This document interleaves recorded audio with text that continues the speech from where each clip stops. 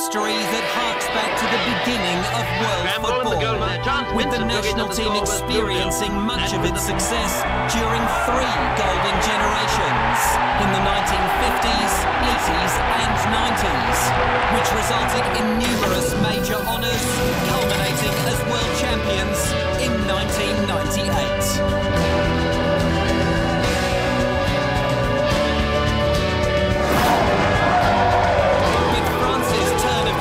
Success now seems a very long time ago.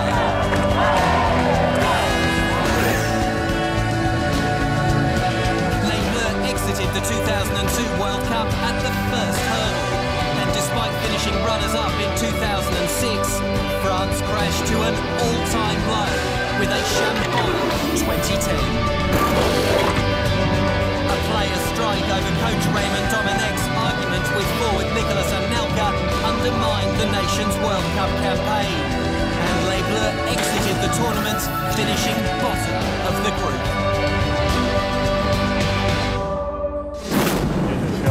It has been a long road back for French football since 2010. Former France World Cup winner Laurent Blanc replaced Domenech and set about revolutionising the squad. But despite a run of 23 unbeaten matches in the lead-up and the early stages of Euro 2012, Les Bleus managed just 1 win at the tournament. And yet again, infighting between players was a distraction.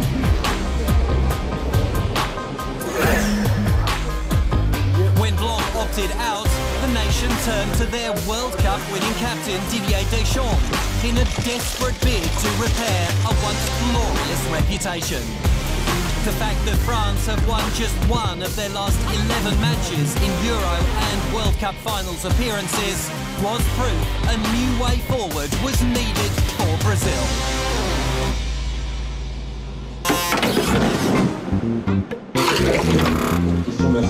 France's former star midfielder Deschamps has at least managed to remind Les Bleus of some winning ways. They won 5 of their 8 matches with only 1 loss in qualifying for 2014. They gladly took a point away from their match in Spain, and although they dropped all 3 at home to the world champions, their only other disappointment was when Georgia confounded the French attack in Tbilisi for a draw. With Spain in their group, France were probably expected to come second, but they could be pleased with their performance, finishing just 3 points astern.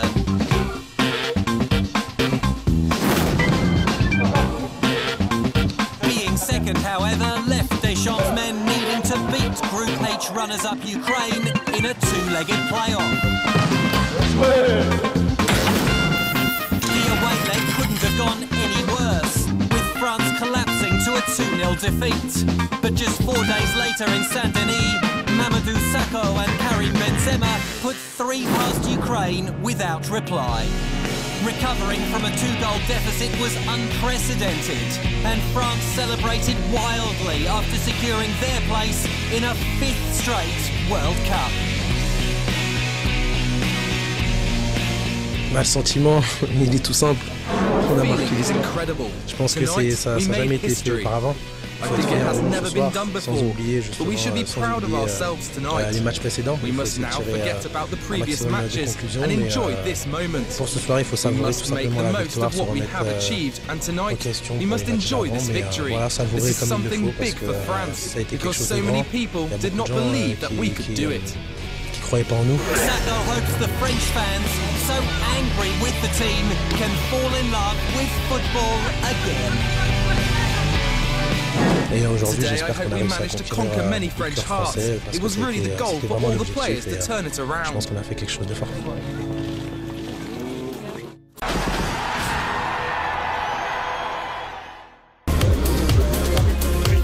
In past tournaments, the French team was always filled with names that rolled off the tongue, like Jean Tigana, Michel Platini, Zinedine Zidane and Thierry Henry. The names this time around have their reputations on the line after France's recent problems, but they must still be regarded as one of the top teams in Europe.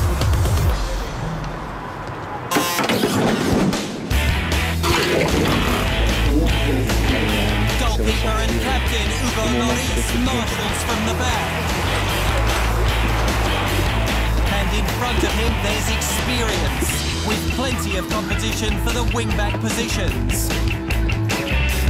Former captain Manchester United's Patrice Evra, Newcastle United's Mathieu Debuchy, Manchester City's Gaël Clichy, or Arsenal's Bakary Sagna.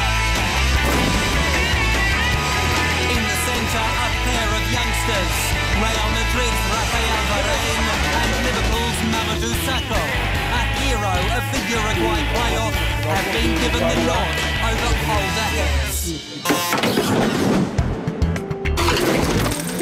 Juventus's Paul Pogba, Newcastle United's Yohan Cabaye and Paris Saint-Germain's Blaise Matuidi operate centrally.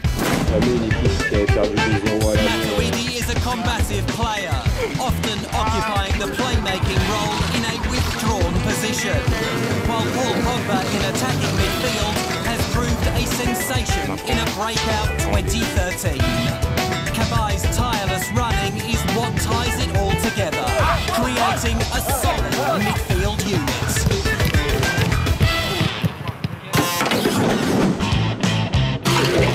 Up front, France certainly aren't lacking options. Centrally, Deschamps has the choice of Real Madrid's Karim Benzema, QPR's Loic Remy, or Arsenal's Olivier Giroud. Although all three have struggled for goals for France of late. And while Benzema has historically been their main man, Remy and Giroud have at least displayed great form for their club sides. Ça fait bizarre. But it's out wide where the real danger is.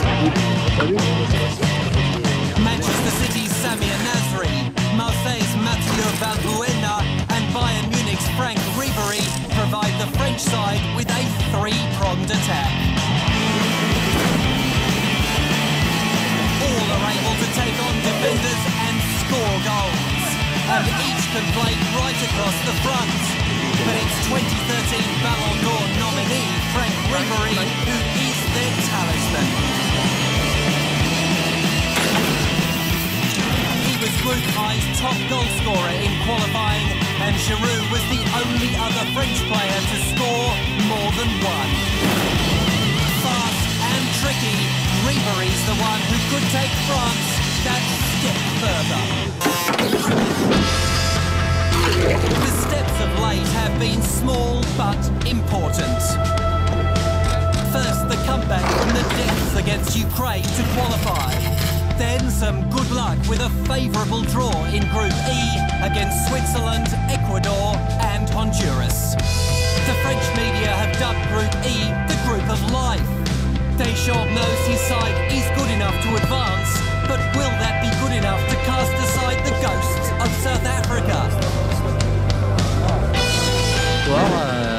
Voilà, on va aller à cette Coupe du Monde avec beaucoup d'ambition, bien évidemment.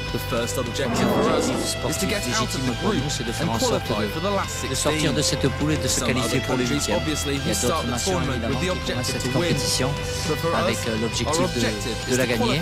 Nous, voilà, notre objectif c'est celui-là, de se qualifier pour les huitièmes de finale. France plays Honduras first up, so the mutinous memories of 2010 should stay submerged. Trouble is, at their worst, anyone can beat the French. There's no doubt, though, that the reverse is also true. And on their day, France can cause trouble to anyone in Brazil.